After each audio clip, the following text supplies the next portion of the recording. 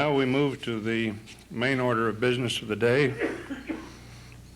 which is our state treasurer. Managing the finances of the state of Oregon is a massive undertaking and one that entails major responsibilities. The state's general fund budget is approximately $3 billion for a biennium, and when other funds are included, the total cash flow is something over $17 billion for a biennium. In addition, the trust funds for the Public Employees Retirement System, the State Accident Insurance Fund, and the Common School Fund add another $10 billion to be invested. The state treasurer is ultimately responsible for all monies paid into the state treasury, which includes daily receipts and disbursements, making sure that funds are available to pay current bills, and making sure that funds not needed on a daily basis are invested safely and productively. The state treasurer serves on several boards and commissions, including the Oregon Investment Council, which establishes and reviews Oregon's investment policies and hires Oregon's professional money managers. I understand that our Oregon Investment Council is one of the largest in the nation. Bill Rutherford was appointed state treasurer in April 1984 to fill a vacancy, and he was elected in November 1984 for a 4-year term. Before becoming state treasurer, he served 4 terms in the Oregon House of Representatives, representing Yamhill County. His service in the legislature was recognized as outstanding. Bill grew up in McMinnville, graduated from the University of Oregon and Harvard Law School, practiced law in Oregon, served as House Counsel and Chief Executive Officer of a regional brokerage firm, and took over his family's retail business in Newburgh. While he was in private law practice, it was my privilege to be associated with him for a time, and I developed great respect for both his legal ability and his business judgment. He also had the good sense to be a member of the City Club while he was in Portland. As state treasurer, one of Bill's objectives is to improve Oregon's business climate and aid in its economic development. And you may have noticed in this morning's paper that he has just announced a plan for state loans for business assistance. We are eager to hear more details about his plan, and I now present to you Oregon State Treasurer Bill Rutherford.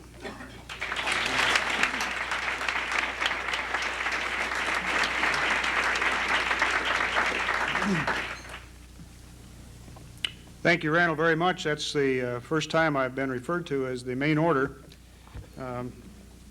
Sometimes I'm referred to as the latest dope from Washington, or from Salem. It's kind of warm in here today, so I think I'm going to take off my coat and roll up my sleeves, because we've got some work to do in Oregon, and we've got some work to do today. Since becoming state treasurer 2.5 years ago, I've crossed this country, gone from Los Angeles to New York, Washington, D.C., to Seattle, Chicago, and Boston. And one of the things that I've been surprised by and troubled by is the number of former Oregonians that I've met. I've been troubled because these people didn't leave Oregon because they wanted to, but because they couldn't find a job. Now, Oregon has an unequaled quality of life, but our rivers and our mountains and our oceans mean really nothing to us if we don't have a job so that we can enjoy them. And as it stands today, the future does not look much better. Recent predictions from our high schools and our college leaders indicate that many young people will leave our state. Our basis for tomorrow, our children, will not be staying in Oregon. Is it because they don't like it here? No, it's because they can't find a job. The numbers tell us why our young people are leaving. Figures released last August 31st by the Federal Reserve Bank of San Francisco show Oregon's unemployment rate an alarming 1/3 higher than the national average. Our employment growth rate over the last 12 months was a meager 0.2%, while just across the river in Washington, it was 15 times greater. 2 years ago, when I was running for state treasurer in a debate on this very platform, I said that the Oregon State Treasurer should be an economic advocate for Oregon, should use the office to help stimulate economic growth in Oregon and to help get the public and private sectors working together. When I took office, I made a personal commitment to use the financial muscle of the Office of State Treasurer to improve Oregon's economic future. And I have kept that commitment. From the funds under management in my office, we have poured hundreds of millions of dollars back into the Oregon economy. In our mortgage lending program alone, we have returned more than $100 million to Oregon commercial property and residential property. Through an innovative and aggressive private and public sector cooperation, we financed the purchase of the FMC plant by the Gunderson Company right here in Portland and put 500 people back to work at good-paying jobs and pumped millions into the local economy. We've agreed to finance the Rouse project in downtown Portland for $120 million, which will create thousands of jobs. These are just some of the examples of the public and private sector working together. We've invested in movies to be filmed in Oregon. In fact, Stand By Me was released just last week, was filmed in Eugene because we invested in a movie partnership and required that movie to be made in Eugene. Hundreds of people went back to work and millions of dollars was poured into that local economy. Oregon's $80 billion venture capital program is one of the largest in the nation, providing startup capital for firms located in Oregon. Recently, I invited the research team of the Daiwa Investment Company, a firm that works for the Oregon State Treasurer, to visit Oregon and study Oregon as a potential investment site for their 4,500 clients in Japan and Southeast Asia. And they sent a team to Oregon, and they are now in Japan, recommending Oregon as an investment to their Japanese colleagues. And this means that for the first time, Oregon is not on the outside of the door knocking to get in the Japanese community. We have people within the community recommending Oregon to each other as an investment. Now, these programs have been good for Oregon, both in terms of economic development and in terms of prudent valuable investments. They show that we are willing to be innovative, not limited by our past, and that we can cause the public and private sectors to work together. But these programs didn't come about because of any government grants or government tax incentives, but through prudent investments and cooperation between the public and private sector. The key ingredient in each case, whether we were negotiating the purchase of FMC or the Morrison Street project, was the belief that there is no future in believing something can't be done. The future is in believing something can be done and then making it happen. And we have done just that. But while we have been promoting the state government and business partnerships, the federal government has been no friend to Oregon. For instance, in the various editions of the tax reform bill, the bureaucrats at the United States Treasury have made it clear that they are out to eliminate tax-free financing, which state and local governments have used for years to finance community development and economic development. In fact, the final form of the tax reform bill imposed for the first time a tax on most previously tax-free bonds, a move which will surely impede Oregon economic recovery.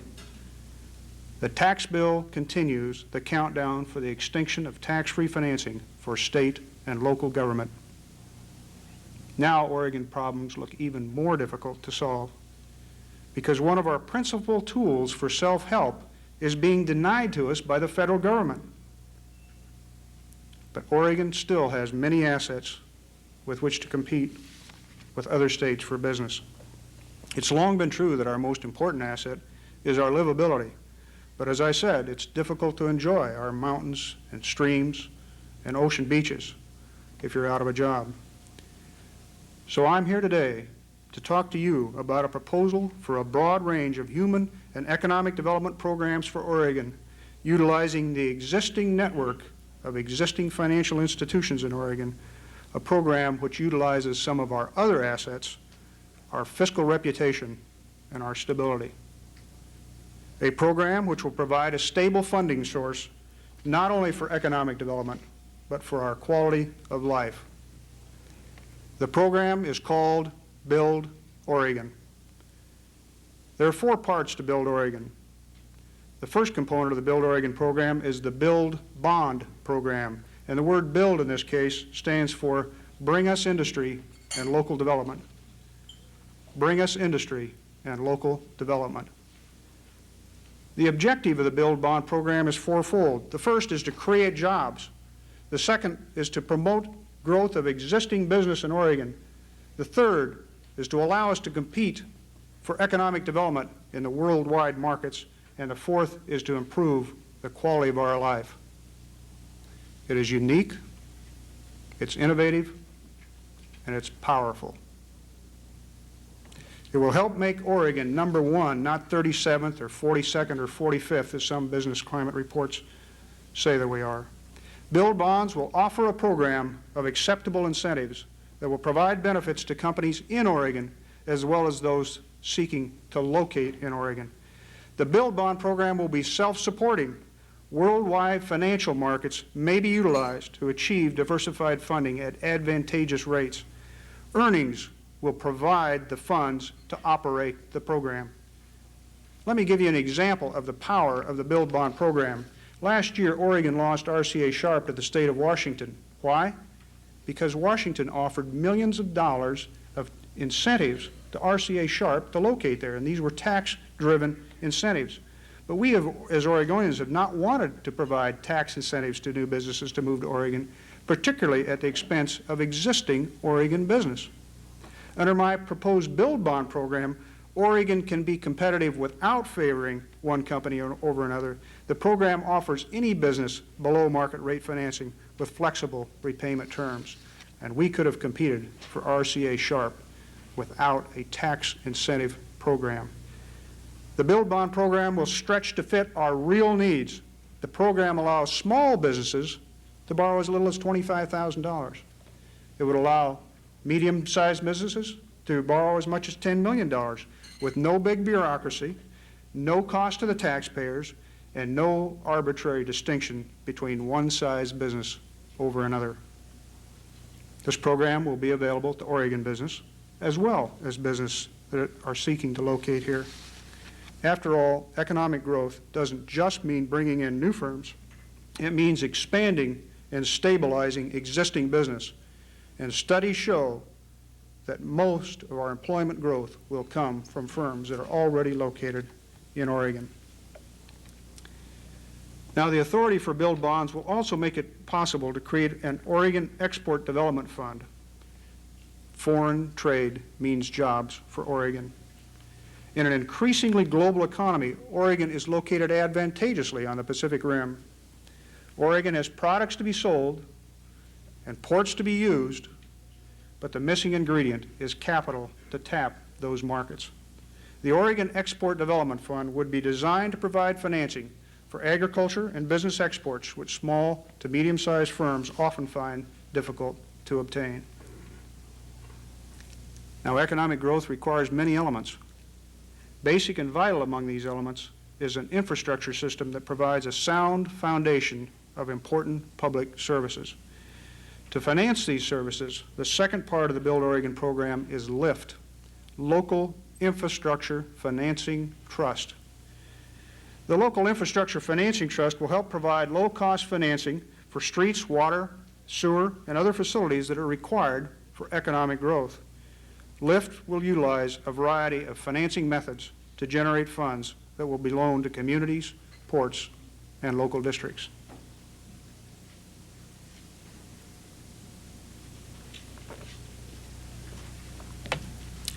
Now, providing low-cost financing for infrastructure and economic development is only part of the equation to provide economic growth. We cannot overlook our most precious asset, our children. While it is for our children that we seek a better world, we must also educate them to work in that world. Getting an education has become more difficult because as a result of the recession, there has been a decline in real per capita income in Oregon, while at the same time, higher education costs have risen and the ability of parents and students to meet those costs has declined. And the recent tax reform bill makes financing of higher education even more difficult because for the first time, scholarships and grants will be subject to tax. and the interest on student loans will no longer be deductible. But I feel education is an important part of any economic development program. Therefore, as a part of the Build Oregon program, I propose the third program element, focus, financing Oregon college and university students. Focus is a loan program to provide a means for parents and independent students to borrow funds on favorable terms to meet unmet financial needs.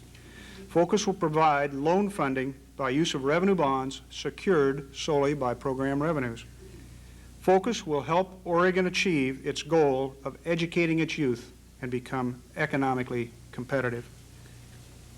In addition to formal education and the quality of life also involves good health care and lifelong learning. With that in mind, the fourth component of Build Oregon is HELP. HELP stands for Health and Education Loan Program. Through the issuance of revenue bonds, this program would provide low-cost financing for health care facilities, institutions of higher education, and nonprofit cultural organizations such as museums and libraries. The HELP program expands the state's ability to offer bonds and avoid the pitfalls of the tax reform bill. These are the four elements of the Build Bond program: build bonds, focus, lift, and help. But what really is the Build Oregon program? It's help for business, large and small. It's loans to send Oregon's children to college. It's streets, sewers, and water systems that will provide the foundation for economic growth. The best hospitals and health care to ensure that physical well-being of all Oregonians is met. And museums, galleries, and libraries to further enhance our quality of life. Those are the direct advantages, but there are many side benefits as well. Putting Oregon at the top of the list in innovative economic financing, creating an image in foreign financial markets that is bound to attract investments to our state, and allowing us to control our own destiny. Now, at this point, you may be wondering how this program can be financed through the use of bonds when the federal government has tried to stop their use. Well, I struggled with this program often as I looked for solutions to our economic ills and how to deal with the tax reform bill. Fortunately, my discussions with worldwide financial leaders in search of solutions to our economic and bonding problems opened new vistas to me and new opportunities to Oregon. I learned how liquid and efficient the financial markets outside the United States are. I learned that Oregon would be welcome in the international market. And then I learned that we could sell state revenue bonds in dollars, yen, marks, or francs at favorable interest rates free of interference by a greedy federal government. And I learned that we could make friends and gain status in such countries as Japan by participating in their market. Where we can best utilize the U.S. market, we would continue to do so. Here, then, was the solution. Not only would tapping global financial markets position us ahead of the minefield laid down by the federal government, it would position us out of harm's way. It would permit us to operate our own program and use the proceeds as we think best for Oregon. To implement this program, in the next few weeks, I will appoint a Citizens Advisory Committee to review the components of the Build Oregon program and to make recommendations. I will also be going to the Oregon State Legislature in the next session for authorization for the Build Oregon program. I will need your help. The Build Oregon program is a way of thinking that joins government and business by common bonds, not by red tape. Build Oregon will help us grow individually so that we can grow collectively. We as Oregonians are facing new challenges, and we must be willing to innovate to attract business. Oregon's future is a combination of economic revitalization, quality of life, and community spirit that makes this a great place to live. Build Oregon accents the positive in each of those areas of life. I grew up in Oregon. I believe in Oregon as a diversifying, dynamic state that is being rebuilt by people with the same pioneer spirit that brought Oregon to statehood in 1859. I ask you to join with me in making Oregon a better Oregon. Thank you.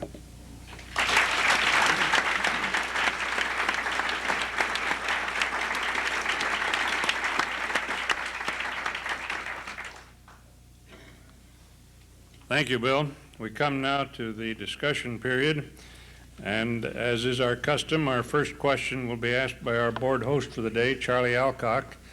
Following his, then questions from the floor are invited. Use the microphone in the center of the room, if you would, please. Identify yourself as a City Club member, and please stay at the microphone until your question has been answered, because it's easier for the speaker that way. Charlie? Thank you, Mr. Rutherford.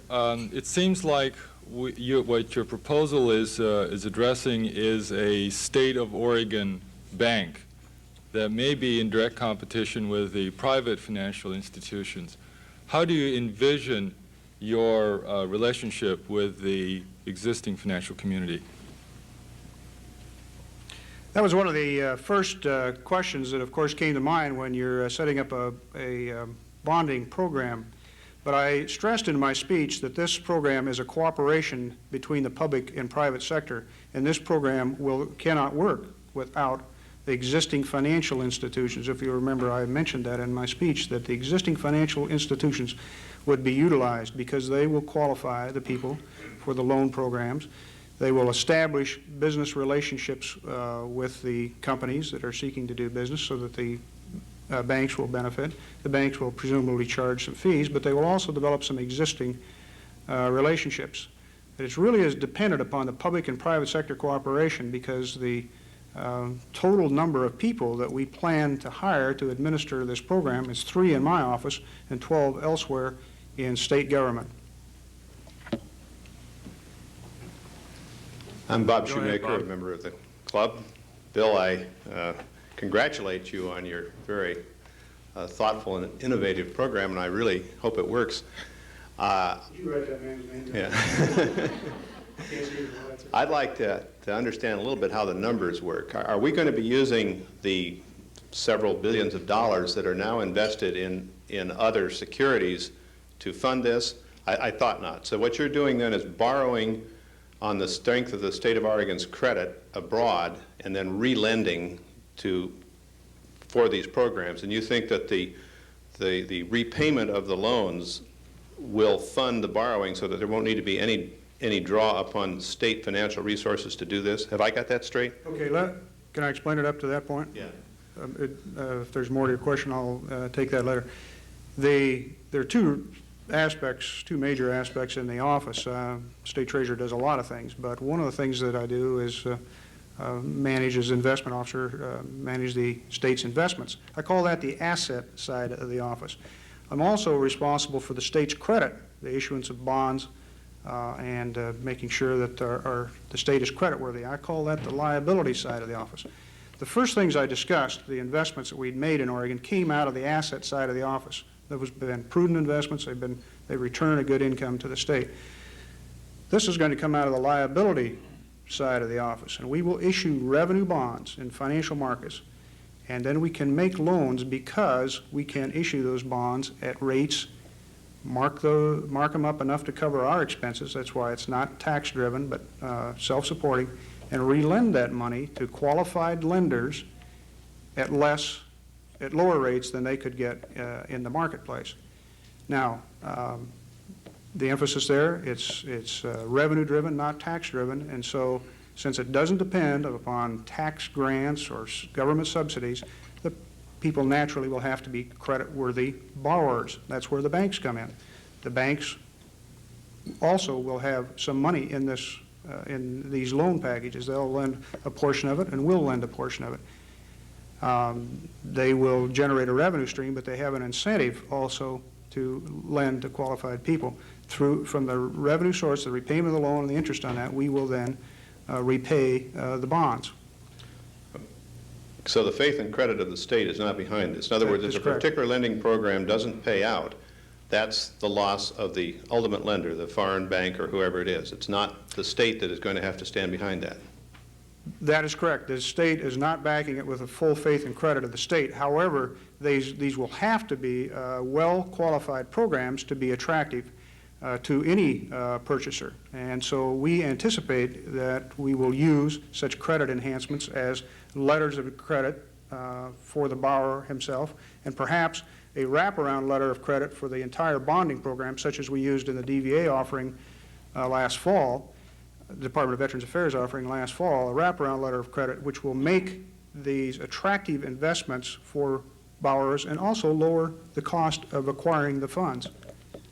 But even that letter of credit wouldn't ultimately be funded by the state's resources? That's correct. Okay. That's correct. It'd be provided by a AAA rated bank, which obviously you pay them a fee for, but nevertheless, your borrowing costs and your what are called the all-in costs are less than the individual business could go into the market and borrow money for. Now, why would you do this? You say, well, this becomes a very powerful economic development tool. Oregon needs some advantage, it seems to me, to recruit, not only for helping businesses here, but to attract people in. And had we had such a tool as this, we could have competed against Washington for RCA Sharp without offering tax incentives. Thanks very much. Hello, Winwakala, City Club member. I grew up in a small town in southwestern Oregon. And how do you deal with the emotional aspect of people feeling like a foreign country may end up owning them? I mean, you see this happen in Hawaii already.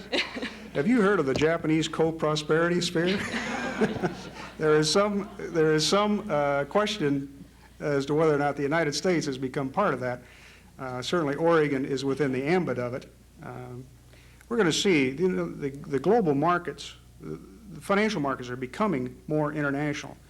When the federal government gave notice to us that we were not going to be able to sell bonds except at a higher price, that we were not going to be able to use them for things that we in Oregon think we should use them for, and that we weren't going to be able to earn money on those bonds while we had the proceeds in our hand, it was imperative for us to look for other places to sell the bonds. Now, we can do it in the taxable market at a higher price so that local school districts in your community, sewer and water treatment facilities are going to be higher priced. Some of them won't be built because they're not going to pencil out. The voters won't vote for them because of the higher cost. Or we can find another alternative, and the other alternative is the international market. I don't want the discussion of the international market to swallow up the whole program because it's only a financing tool for the Build Oregon program. But it does provide us an option, since the federal government has said we're going to get these bonds and we're going to put them out of business. We can still go to the marketplace, borrow money, and use it for what we want it to use it for.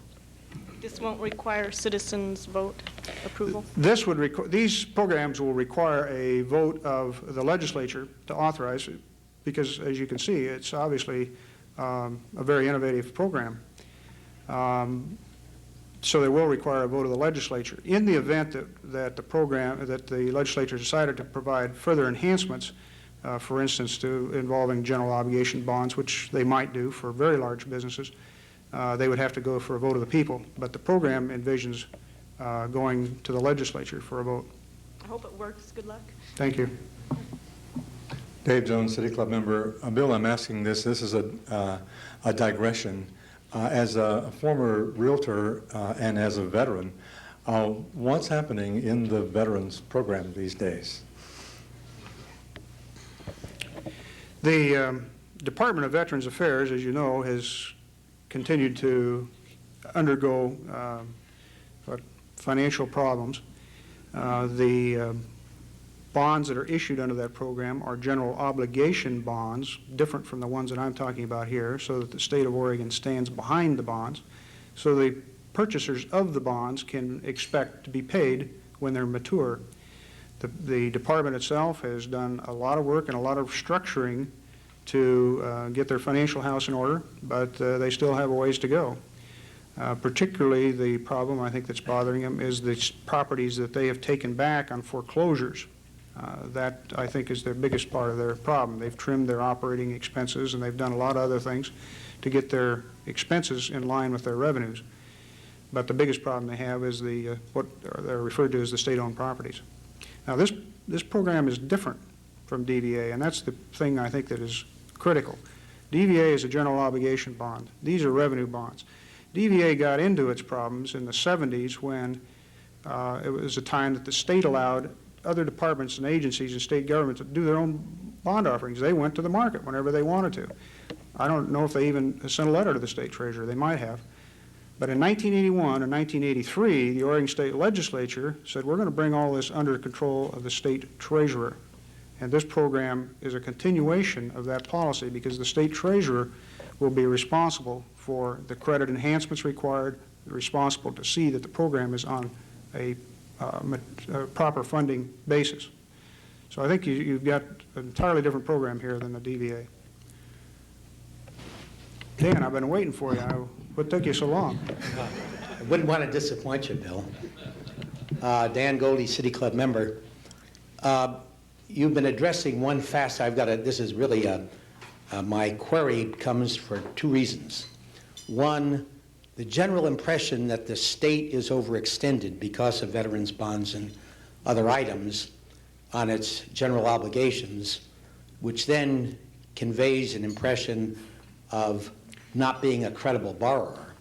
But more important, let's assume we're by that hurdle, as you just described, the state right now faces the threat to its biggest industry of the potential loss of something like 25 to 40% of the harvestable timber in the forests because of plans. The first shoe dropped the other day with spotted owls, but that's just 1/5 of what's involved. Now, if the Forest Service goes through in their plans with that proposal, which threatens the most important single industry in the state, 35% of the manufacturing payroll, what ability would you have to borrow for the state of Oregon, even doesn't have to be a general obligation bond, but it would have to represent a state that is creditworthy or an economy that's creditworthy? What chance would you have to borrow in the face of that kind of a threat to the most basic industry of the state? It's a good question, and it sort of presents the chicken and the egg problem. How do you have a stable credit if you don't have economic growth, and how do you have economic growth if you don't have a program which provides you some opportunities for economic growth? I think you have to distinguish here, Dan, between the state's credit that's being offered in the general obligation bond area, which is 93% of the bonds that we have outstanding, and that is utilized by this program, which are revenue bonds, which are only 7%, a very small portion of the bonds that we have outstanding are revenue bonds. Now, these bonds will trade on a different basis, and the market recognizes that. They will look at the revenue stream that will pay off the bonds. That's why it's important that the program be well run. They would also be very attracted to the credit enhancements that I spoke about, such as we did use last fall in the DVA offering, letters of credit, the wraparound letters of credit. These can make it very attractive to purchasers in the market of the state revenue bonds with due respect to the problems that the other programs may have. But the core of my question is, it would really depend on a fairly favorable outlook for the state's economy. Well, it would depend upon the outlook for the borrowers that we purchased from, that we lent to. The state's economy really is not at issue here because these are not GO debt. What's at issue is the revenue stream, which is the particular borrower. And in each of those cases, that's what's important to the purchasers of the bond. Now, again, the way to enhance the state's credit, it seems to me, is to have a stronger economy in the state, to have a more stable economic base, and that's what this program will provide. I'm Ray Polani, a member of the City Club. Mr. Treasurer, I commend you for recognizing the dire need for infrastructure improvements in the state.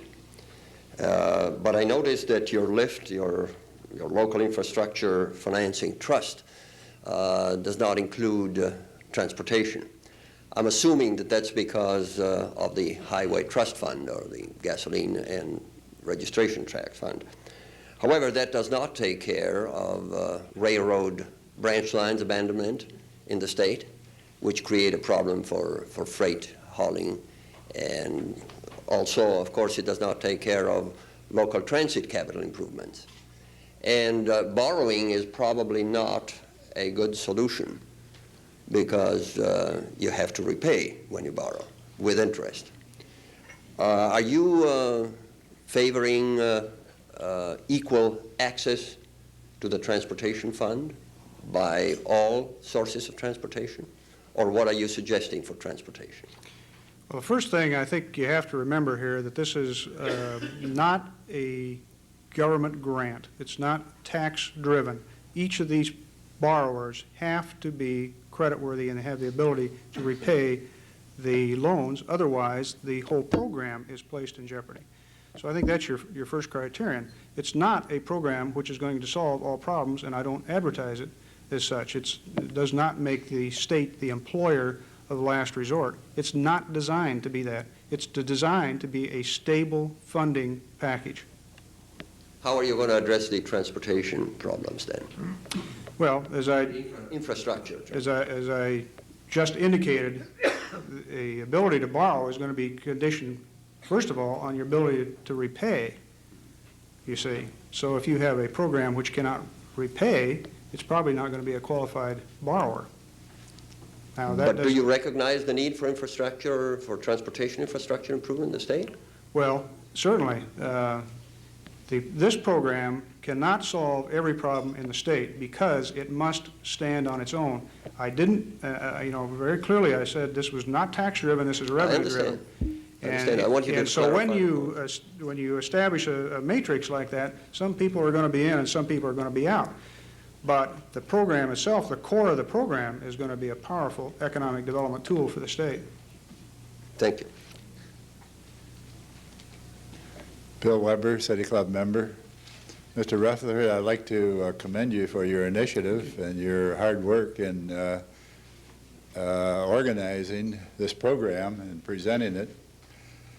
I noticed an article in this morning's Oregonian about your program, and I must admit that I very hastily scanned it because I knew I was going to come here to hear it in person, so I didn't take much care in reading the article. But in the process of scanning it, I noticed that a chairperson of a legislative committee, who presumably you would be approaching in connection with this program, had some remarks that perhaps were less than complimentary regarding the program.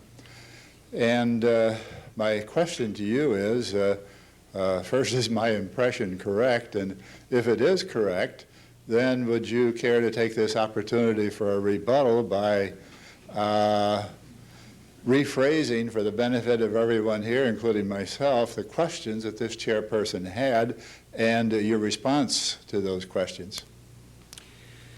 Well, I think the person you're referring to, of course, is Joyce Cohen, who's a good friend of mine, a person I worked with in the legislature. We worked on a number of issues together when we were in the House together, when last session as treasurer, we had a number of issues together.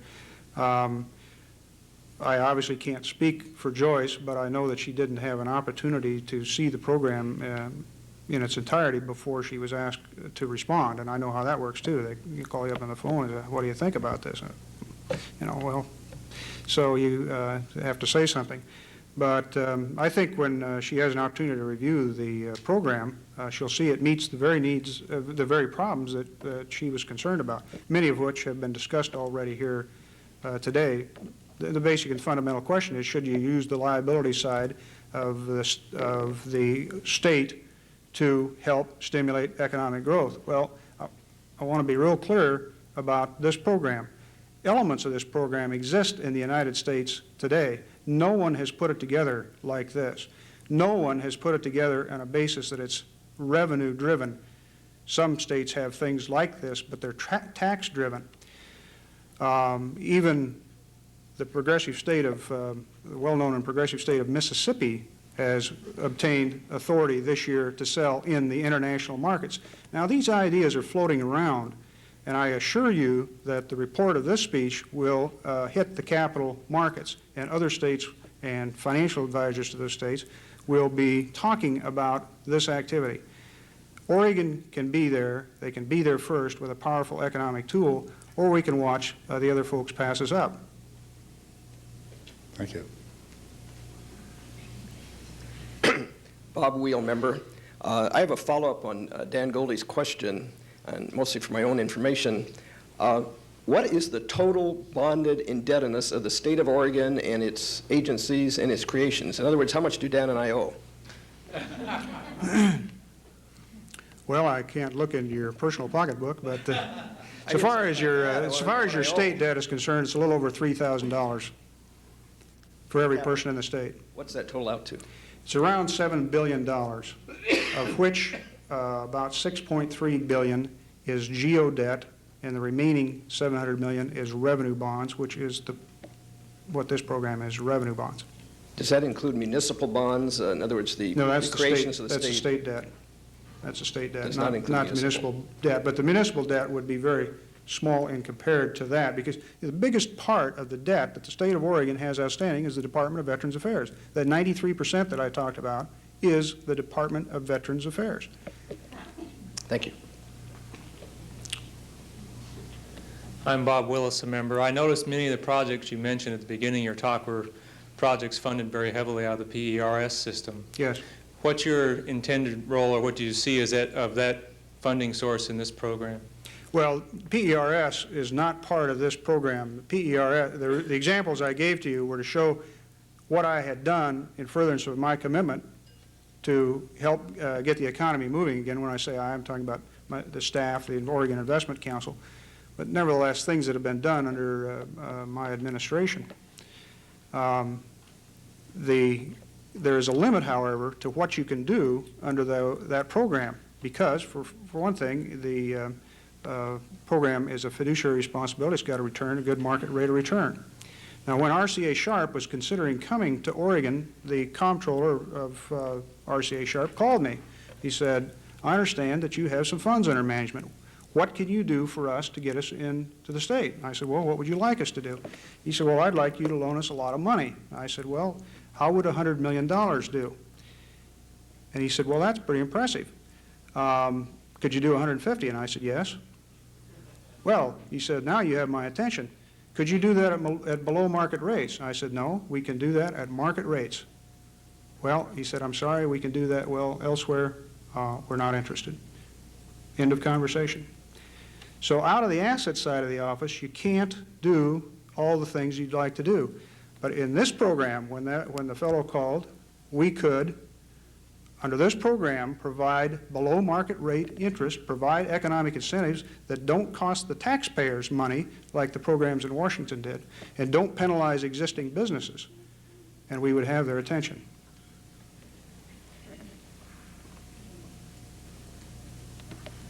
I'm Don Sterling again.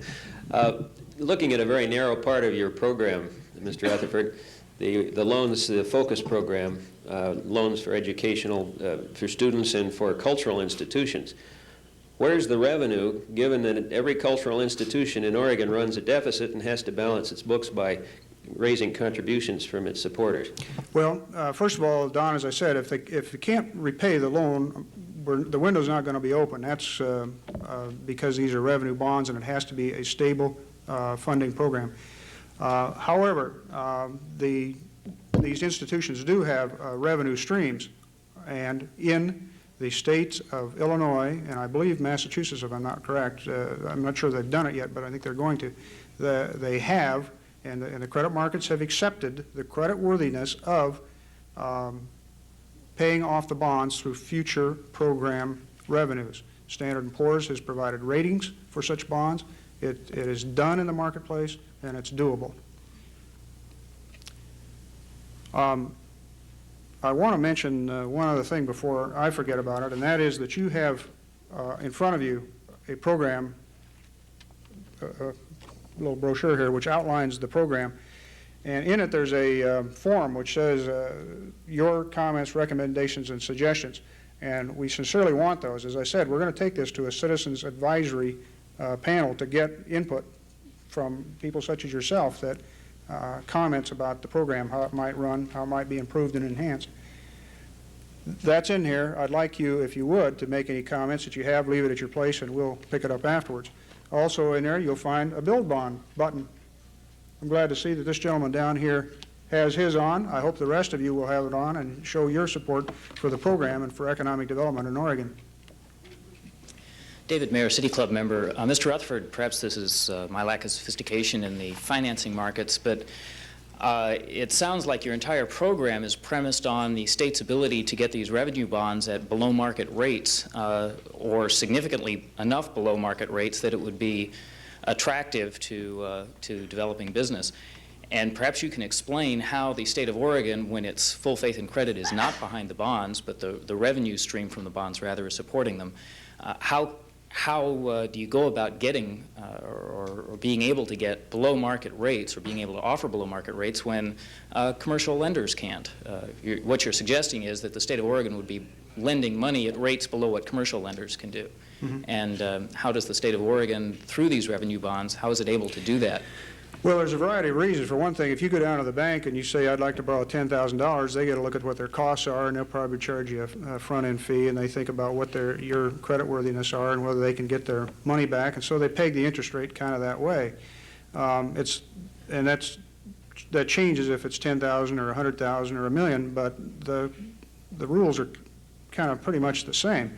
When you go into the markets for larger funds, you can, because of economies of scale, get better rates. You also can, because of the nature of the program, get better rates. And you can get better rates if you add the further embellishment of the credit enhancements that I spoke about.